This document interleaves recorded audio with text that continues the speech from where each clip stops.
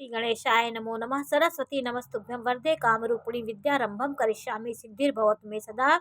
शिव शक्ति को कोटि कोटि प्रणाम। मेरे श्रोतागण, आज मैं आपको कुंडली में धनवान राशियों के बारे में जानकारी दे रही हूँ। कौन सी राशियां धन के मामले में सबसे आगे होती हैं।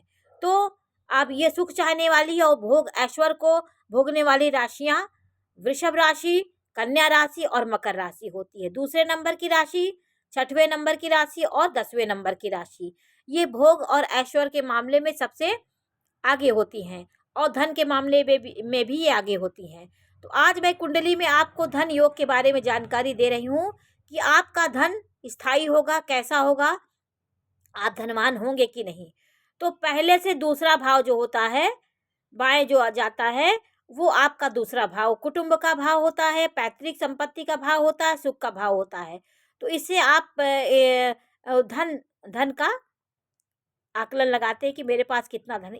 इस भाव का स्वामी आपके मकर राशि में हो और मकर राशि में हो या स्वग्रही हो या आपके कन्या राशि में हो, स्वग्रही हो, तो ये आपके लिए धन योग का सबसे बड़ा योग होता है।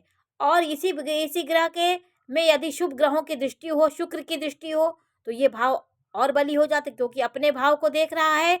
इसमें बृहस्पति की दृष्टि, ये कारक भी होता है बृहस्पति ये दूसरे भाव का, इसलिए भाव में बृहस्पति की दृष्टि, शुक्र की दृष्टि होगी तो आप धनवान होंगे। और आपके स्वामी का केंद्र में आपका स्वामी बैठा हो, लाभ भाव में बैठा हो, दसम भाव में बैठा हो और और भाग्य भाव में बैठा हो, तो आप निश्चित रूप से धनी होंगे। तो आज मैं दूसरे भाव के बारे में थोड़ी सी आपको मैंने जानकारी दी कि ये राशि स्वग्रही हो, 6, 10 और 2 में बैठी हो, ये शुक्र में बैठी हो और कन्या में बैठी हो, मकर में बैठी हो, तो ये राशियां धनी होंगी।